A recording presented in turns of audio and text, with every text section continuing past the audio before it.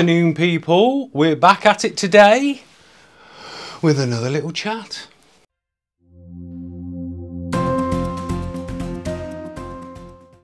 So there's been a thing for a long time about test shoots or collaborations.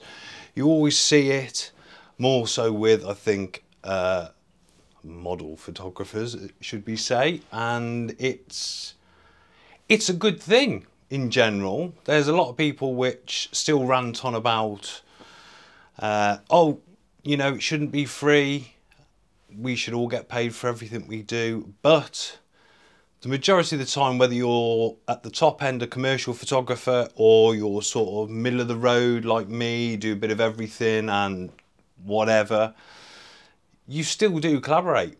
And the reason why is because you need fresh things in your portfolio when you're not working in downtime, apart from doing things like this is what I do a bit of YouTube and then research, is actually speaking and networking with other people, whether it's products that I see, or if you see a stylist you really want to work with, you know, throwing them a bit of an email or a DM and say, look, really like your work, love to work with you, just be nice and polite. And this stretches right across the board. And I think a lot of people still sort of hang back. When you first start, it's all about collaborating because you want to like build up your portfolio, especially real amateurs. And, you know, I see it all over Facebook with people saying, can I have a student who's looking to build their portfolio to shoot my wedding? And you get like a torrid of photographers who, whether they're professional or not, is irrespective, they'll be on there going, well, why do you want your wedding shot with a, you know, so everyone's got their budget and that's up to them. And you don't need to be part of that. You don't need to go on forums moaning, I've been there, done that. And it doesn't add any value whatsoever. But collaborating or test shoots, whatever you want to call them, they're worth their weight in gold. And the reason why is because they can still drive work to you, because you've got new portfolio work which you can showcase on your socials. And so people can see it. So, you know, they can obviously see you can do it.